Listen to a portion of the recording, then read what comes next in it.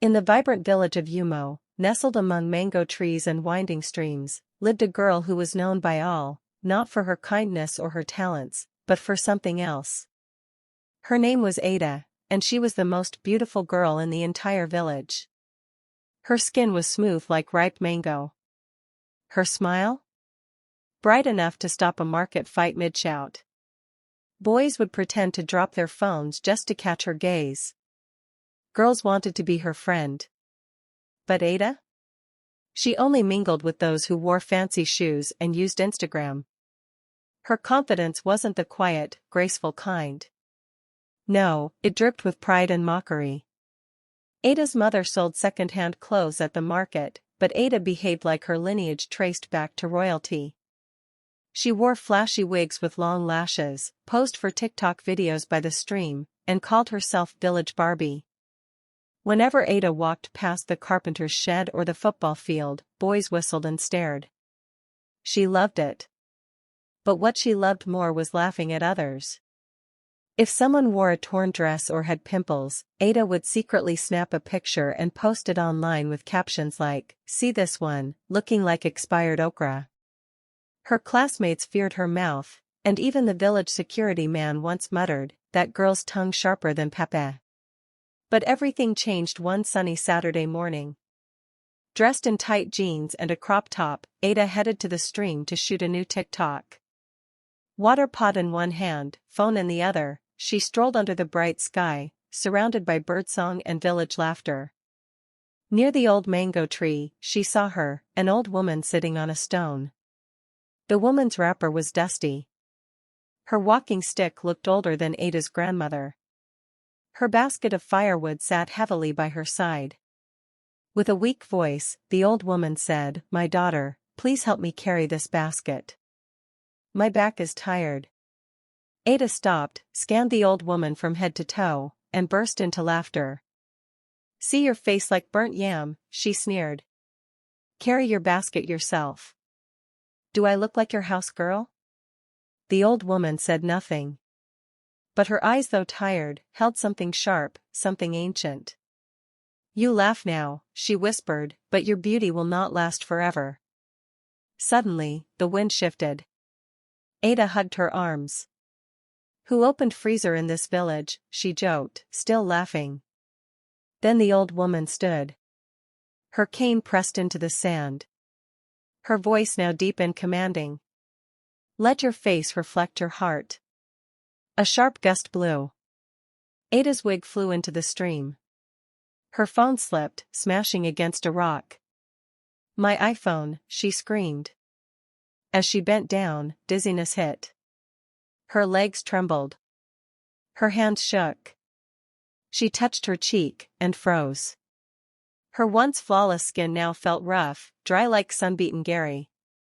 She pulled out her mirror, and what she saw made her scream. Her beauty was gone. Her face, wrinkled, cracked, and old. Her lips parched. Her eyes, sunken. "Jesus! Somebody help me," she cried.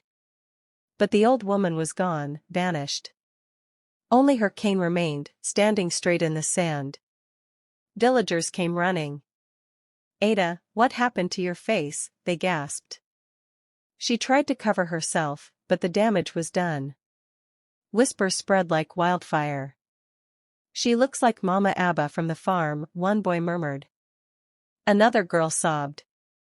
"Is this juju or makeup gone wrong?" Ada ran home in tears. Her pot forgotten. People moved aside like she carried a plague. Her mother gasped at the sight. "Ada! Who did this to you?" Through sobs, Ada whispered, "She cursed me." She disappeared. Her mother called Pastor Elijah, who arrived with a giant Bible and a gallon of anointing oil. He prayed. He shouted. He even sprinkled holy water, but Ada's face remained unchanged. "This is spiritual," he finally said. The next morning, Ada refused to go out. No TikTok. No selfies. No laughter. Her online followers had already seen her new face. Some were mocking, others shocked. Her page once filled with likes and love was now flooded with cruel nicknames. Slay Queen turned to Grandma New Face. Ada wept until her pillow was soaked. Her mother tried everything, herbs, creams, mashed tomatoes. Nothing worked. Then, one quiet evening, an old woman from a nearby village appeared. Her wrapper bore the moon and stars. "I heard what happened," she said gently. "The one who cursed you is not just any woman. She is from the spirit realm. She appears only when your heart is ready." Ada stayed up that night, staring at the ceiling. "What does that mean?" she whispered. By morning, she packed a small bag and wrapped her face with her mother's scarf. She walked past the market, past the church, and into the bush path leading to the next village. Some said she'd gone mad. Others prayed for her. On the way, she met Toby, a quiet boy who once had a crush on her. He saw her face, but didn't laugh. "Where are you going?" he asked. "To find someone I insulted," she replied.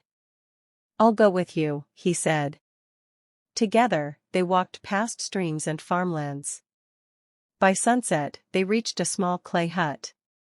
Smoke rose from its thatched roof.